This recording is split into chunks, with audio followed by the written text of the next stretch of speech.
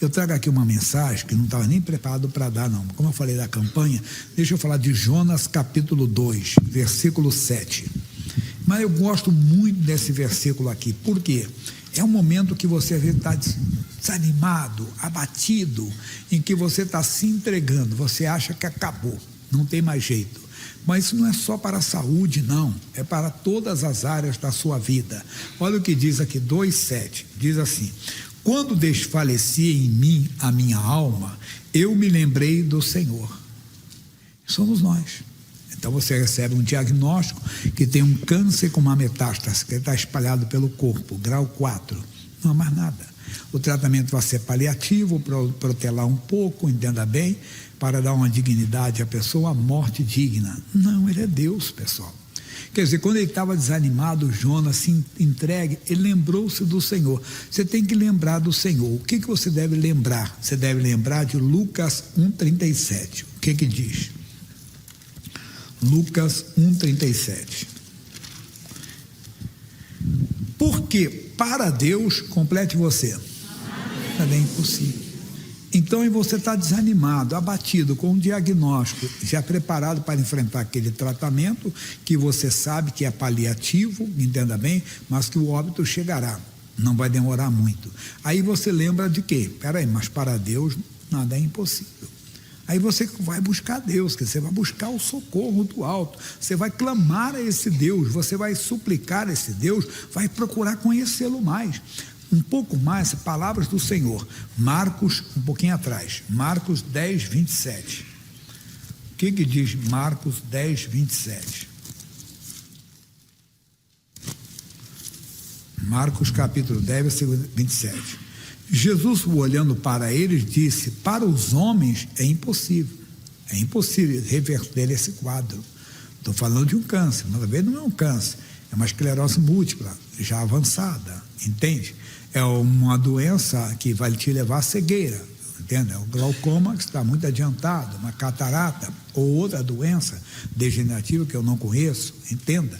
Pode ser não um problema, às vezes, saúde financeira. Tem tantos dias para pagar e você não vê como pagar aquela conta. Ou, às vezes, um problema de um filho, de uma filha, um casamento que está, entenda bem, acabado. Não tem mais jeito, não tem mais o que fazer, porque, afinal de contas, ele já está morando com outra pessoa. Conta um testemunho de um homem que ele saiu de casa, entenda bem, ele morava com a mulher, com essa senhora, e tinha filhos com ela e tudo, e ela começou a frequentar uma certa igreja. E ele também foi para a igreja depois. E ela ficou feliz. Só que eles não eram casados, como alguém diz no papel, né? Tinham 3 filhos. E lá na igreja, ele então foi e se engraçou com uma pessoa. Na igreja. E o que aconteceu? Ele casou com aquela pessoa. Se aquela pessoa, entenda bem, me perguntasse: pastor Jaime, esta é a situação, qual o parecer que o senhor dá? O que o senhor acha? Eu poderia dizer: irmão, ele casou, agora Deus vai tratar da senhora, vai cuidar dos seus filhos. Não, você não tem que ouvir o homem, tem que ouvir a palavra. Para encurtar a conversa, meses depois o casamento foi anulado, ele voltou para casa. Os impossíveis para os homens são possíveis para Deus. Você não pode entrar, nós esquecemos. Jonas está dizendo, vamos voltar no Jonas, depois eu ligo aqui as duas. Jonas 2,7, né? Jonas 2,7. Quando desfaleci em minha alma, eu me lembrei do Senhor. Opa, ele lembrou o quê? Ele lembrou do Deus misericordioso. Aí ele clamou, o caso dele era misericórdia. Somos nós também, pode ser esse caso. Você já aprontou tanto, entenda, que você não se vê mais em condições, ou entenda, de ter mais uma oportunidade. Mas Deus está. Deus faz com que o homem dê a oportunidade, que a mulher dê, o homem dê, o patrão dê, sei lá, a sociedade até mesmo. Eu falei que nós temos que conhecer Deus. Deus faz até com que uma nova lei seja feita. Como assim, pastor Jaime? Aí já vimos isso aqui. Então, os impossíveis para os homens são possíveis para Deus. Vamos para o livro de Esther, capítulo 8. Isso eu dei recentemente. Esther é antes de Jó, que é antes de Salmos, né? Capítulo de número 8. Versículo 8 também. Escrevei, pois, aos judeus, como bem parecer aos vossos olhos, e em nome do rei, e selai com o anel do rei, porque a escritura que se escreve em nome do rei, se sela com o anel do rei, que não é para revogar. O que aconteceu? Havia uma lei, um decreto assinado, que os judeus seriam exterminados no dia tal, no horário tal. Só que essa lei também ela foi selada com o anel do rei. E na lei deles, quer dizer, no ordenamento jurídico daquela época deles, uma lei que fosse escrita, um decreto, que fosse selado, entenda, com o anel do rei, ela não podia ser revogada. Então aquela lei não podia ser revogada. Nós temos, por exemplo, na nossa Constituição, cláusulas que são chamadas pétreas. Elas não podem ser mudadas. O que aconteceu aqui? Uma nova lei, por favor, não estou querendo dar golpe de Estado não, tá? Não, só estou dizendo que o que Deus faz? Deus faz com que até uma nova lei possa ser criada, ou até uma nova Constituição, se necessário for. Ele é Deus. Nós só não podemos esquecer que Ele é Deus, que agindo Ele, quem impedirá? É isso que você tem que entender. E vamos lá então para Isaías 43, 13. É bonito, você vê que eu não estava no meu esboço. Isaías 43, 13. 43, 13. Ele diz assim: ainda antes que houvesse dia, eu sou. Ainda não chegou, você não está vendo a bênção, não está vendo o milagre. Mas antes que houvesse um milagre, antes que aconteça as coisas, ele está dizendo assim: eu sou. Ele falando isso. E ninguém há que possa escapar, que possa fazer escapar das minhas mãos. Vamos lá, pessoal, operando eu, quem impedirá? É isso. Então nós não podemos entrar em desespero porque veio o diagnóstico, tá certo? É um caso difícil ou um caso impossível, ou que vem uma sentença, entenda, onde aquela sentença é contra a verdade, que você tem a verdade, mas você não conseguiu provar a verdade. E às vezes tem situação que a pessoa até cumpre a pena, mas se ela tem a verdade, ela deve lutar pela verdade. Haverá um fato novo e haverá até uma revisão, mas a verdade tem que prevalecer. Nós temos, eu vou falar isso mais na segunda parte, que aí é a mensagem de hoje, que eu dei no culto anterior, não do culto do show da fé, o culto aqui da 7, o culto do meio-dia, que eu falei a respeito, entenda bem, de Mateus 5, mas daqui a pouco eu falo sobre isso. Vamos ficar só nesse entendimento agora. Então, eu não sei o que você está passando, mas não esqueça, Ele é Deus. Deus para mudar qualquer situação, Deus para fazer até mais do que pedimos ou pensamos, porque os meus caminhos, diz o Senhor, não são os seus caminhos. Os nossos caminhos são limitados, de Deus são muito mais altos. Às vezes nós achamos que chegamos no limite, não chegou nada, tem muito. Josué foi um guerreiro, um vencedor, muitas conquistas. Quando estava já com seus 110 anos, já velhinho, Josué, você envelheceu, todo mundo envelhece. Eu brinco, sabe quem não envelhece? Quem morre cedo. Você não quer ficar velho? Eu não quero ficar velho, então morre, mano.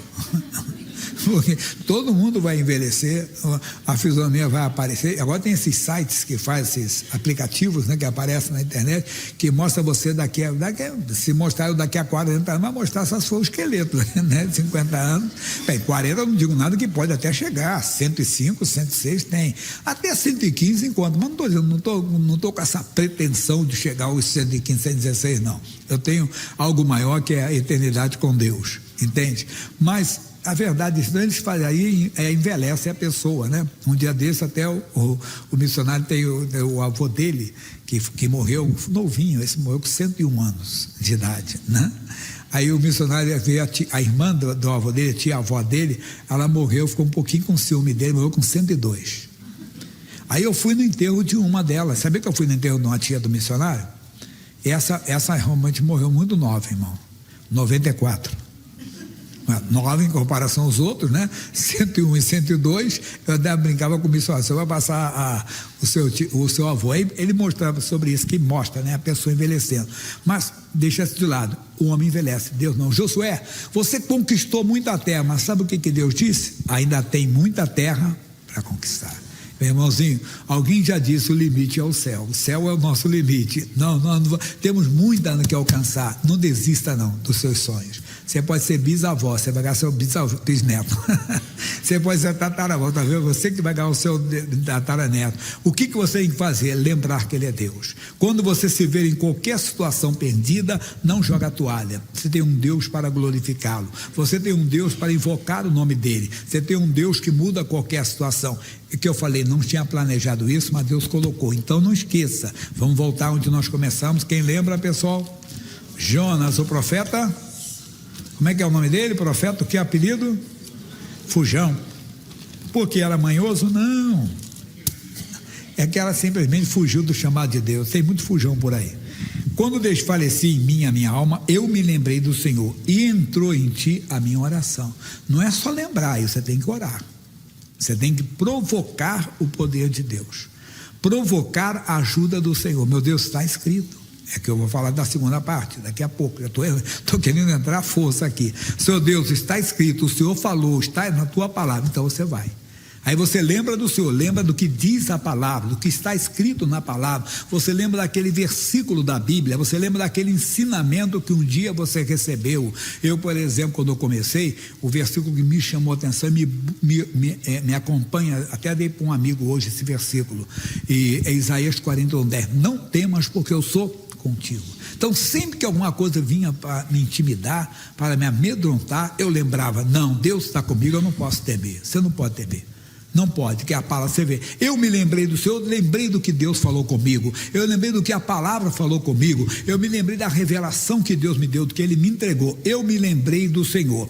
E aí disse, entrou em ti a minha oração, no templo da tua santidade, não esquecendo disso, porque se tem alguma coisa para acertar, aí você acerta, senão seremos como Saul. O Saul errou.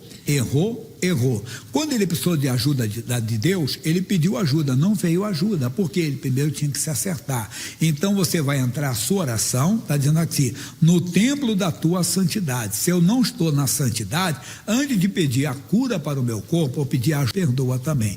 Terminando então, refazendo, quando desfaleci minha alma, eu me lembrei do Senhor. Não esqueça que Ele é Deus. Não joga a toalha, não desista se a situação está aparentemente perdida. Lembra-te que você tem um Deus que faz o impossível se tornar possível, que faz até mais do que pedimos ou pensamos. Agora vamos para Mateus, capítulo 5. Mateus é o primeiro livro do Novo Testamento. Mateus, capítulo 5. Jesus, vendo a multidão, subiu a um monte e, assentando-se, aproximaram-se dele os seus discípulos. Garoto, é assim, quando o filho fica longe do pai, senão alguém fez coisa errada, irmão. Não era mais ou menos assim? Quando o filho fica muito longe do pai, você esconde um pouco. A pessoa vê, não quer se aproximar de Deus. Sabe por quê? Porque Deus é onisciente. Deus é onipresente. Mas nós não devemos ter medo de nos aproximar de Deus. Porque Deus nunca terá uma maldade a nós. A Bíblia fala, não é mensagem para ler, é só ali. Não precisa ler comigo, ele vai colocar ali. 1 de João, capítulo 1, versículo 5, diz assim: e esta é a mensagem que dele ouvimos e vos anunciamos, que Deus é luz e não há nele treva nenhuma. Não tem uma maldade com ele para fazer com você. Pode se aproximar, você não vai perder nada. Não tenha medo. Aquele homem não queria se aproximar porque Jesus tinha pedido algo para ele, mas não era maldade. É que Deus sabia onde estava a fé dele. A fé dele não estava em Deus, a fé dele estava nos negócios, no dinheiro. Aquele jovem rico de Marcos 10, versículo 17, que não é para agora. Então eles se aproximaram, olha o bonito, e assentando-se, aproximado dos seus discípulos, e abrindo a boca, os ensinava. Se você se aproximar, ele vai te ensinar ainda. Mas como é que é isso, pastor Jaime? Leia a Bíblia, ore, aproxima-te de Deus. Não passe um dia sem orar. Aprenda a ter o seu devocional. Eu estava falando numa reunião com candidatos a pregadores, jovens que querem se tornar pregadores. Tinha pastores experientes já também, mas era mais para o jovem. Perguntei, como é a sua vida com Deus de oração? Eu estava lembrando do nosso início, eu falei, amigo, nós íamos para o monte orar, passávamos a noite orando. Praticamente toda semana a nossa juventude tinha vigília. Era vigília numa igreja, era São João do Meriti, iam todos jovens para lá. Era vigília em Nilópolis, todos os jovens iam para lá. Era vigília em Bangu, todos os jovens iam para lá. Era vigília em Madureira, todo mundo ia para lá. e até para outro lugar, outras igrejas acabamos indo. Éramos, vamos dizer assim, caçadores de vigília. Nós queríamos comunhão com Deus. Eu falei, rapaz, você tem que se aproximar. Você não se aproximar, quer dizer, eu perguntei para alguns outros, eu perguntei, estão no mês de maio, eu pergunto, quantos livros você leu sobre fé esse ano? Você não está se aproximando. Tem que aprender a se aproximar, não ficar longe dele, todo dia conversar com ele, é importante. Aí ele começou a ensinar, bem-aventurados os pobres de espírito, porque deles é o reino dos céus, não é o de hoje que eu quero dar. Bem-aventurados os que choram, porque eles serão consolados, também não é agora. Bem-aventurados os mansos, porque eles herdarão a terra. Versículo de hoje, bem-aventurados os que têm fome e sede de justiça, porque eles serão fartos. Ter fome, não sei se você já teve fome, mas às vezes quando você fica passa um pouquinho da hora, dá uma fome, não dá? Vontade de comer tremenda. Mas o que tem a ver aqui? Muito. Nós temos que ter aquele desejo ardente de justiça. Mas o que é justiça? No sentido humano, não é diferente do sentido espiritual. O que? É você ter o que é direito seu. Você quer que a lei se cumpra. Alguém fala, eu quero que se faça justiça. Alguém vai falar isso? Quer dizer, que a lei se cumpra. Então, eu quero o que é direito. Eu tenho o que é direito meu, você tem o que é direito seu. Eu tenho que buscar na Bíblia aquilo que é direito meu. Por exemplo, a cura divina. Por que eu quero ser curado? Porque eu não quero ficar doente. Quem aqui quer ficar doente? Ninguém quer, mas não. É porque está escrito na Bíblia Sagrada que pelas feridas de Jesus eu fui sarado. Então eu tenho que ter sede disso aqui tem que se cumprir na minha vida. Claro, toma um remédio que o doutor mandou, sempre explicando isso, faz o tratamento que for, mas diante de Deus, você protestando, Senhor Deus, eu creio na tua palavra, ela diz que pelas feridas de Jesus eu fui sarado, essa doença está amaldiçoada. Ela continua, você está amaldiçoado, eu tenho a palavra de Deus, fica. É como Jesus falou, a parábola do juiz iníquo. Vamos para Lucas capítulo 18. Lucas capítulo 18, quero que o obreiro participe, não basta ser obreiro, você tem que participar. Lucas capítulo 18. E contou-lhes também uma parábola sobre o dever de orar sempre e nunca desfalecer.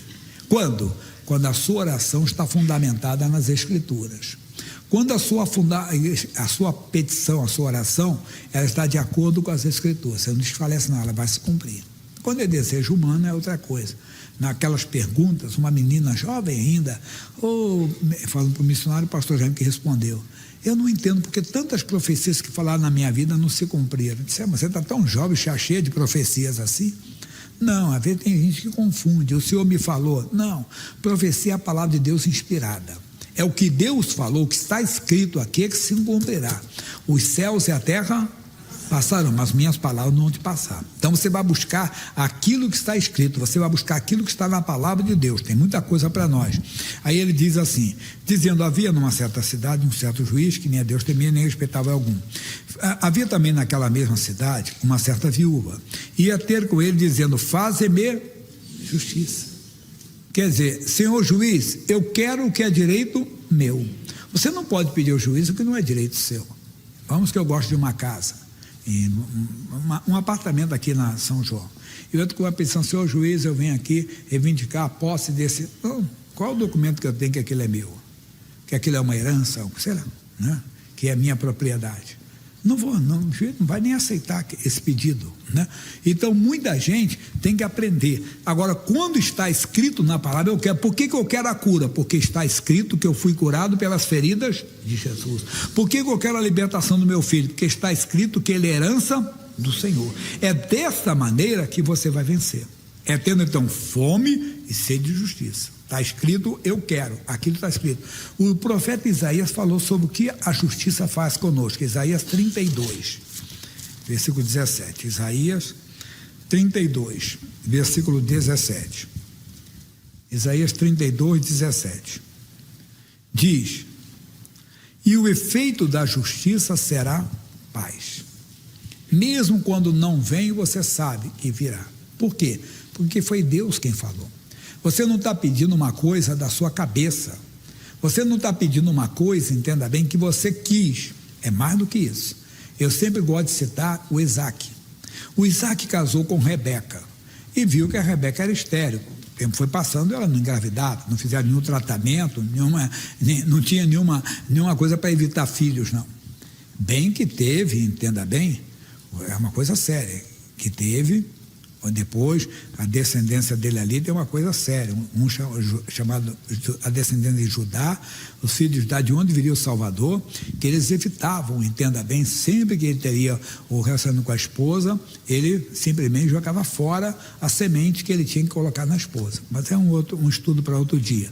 Aqui o Isaac, então, ele perseverou, foram 20 anos de oração. Ele casou com Rebeca com 40 anos. Ele só foi ser pai de Esaú e Jacó com 60 anos. Aí eu tenho dito, por que ele insistiu? Porque Deus tinha falado, lá no livro do Gênesis, capítulo 17, versículo 19, que nele, Isaac, seria contada a descendência do seu pai Abraão. Então, muito mais do que, entenda bem, ser pai, muito mais do que ver sua mulher grávida, ver sua mulher ser mãe, era o que Deus tinha dito, era justiça. Por isso ele tinha paz, mesmo passando os anos e não chegando aqui, não, vai se cumprir. É quando você tem a convicção que toda a sua família será salva. Por quê? Porque está escrito, crê no Senhor Jesus Cristo e serás salvo na tua casa. Porque Deus falou, foi Deus quem falou. Esse é o efeito da justiça, paz, a paz está contigo. E a operação da justiça, repouso e segurança quando? Para sempre. É isso que precisamos. Não é ver um povo inquieto, desassossegado, não. É como Cristo, a volta dele acontecerá. Se vai acontecer nos meus dias, não sei, seria bonito eu presenciar o arrebatamento, mas eu tenho que fazer como Enoque.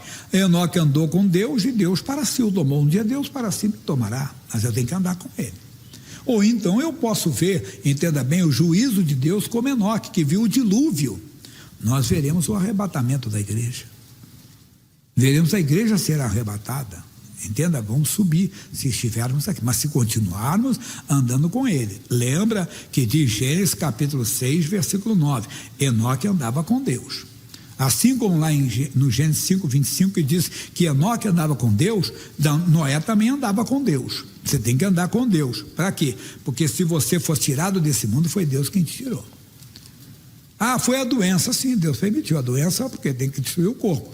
Mas quem tirou foi Deus quem permitiu você ir embora. Ande com Deus, esse é o segredo. Andar com Deus até que Deus para si o tome. Ou então, se acontecer, porque a ciência pode dizer que não, os historiadores, o que for lá fora vai dizer que não vai ter o arrebatamento, vai ter.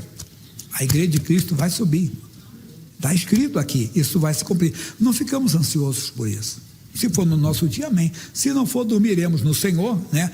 Nosso corpo vai ser sepultado, nosso espírito vai para o Senhor. No dia da volta de Jesus, nosso corpo é glorificado e nós entramos naquele corpo. Glória a Deus, vivemos para sempre com o Senhor. Essa é a maior glória que nós vamos ter. Isso vai acontecer, queira o homem sim, queira o homem não. Então ele está dizendo, o efeito da justiça será paz e operação da justiça, repouso e segurança para sempre. Então nós precisamos disso. Vamos voltar onde nós começamos, Mateus capítulo 5. Então nós paramos aqui no versículo 6, que ele diz para nós, bem-aventurados os que têm fome e sede, tem que querer, irmão. Tem que querer, tem que ser constante na oração.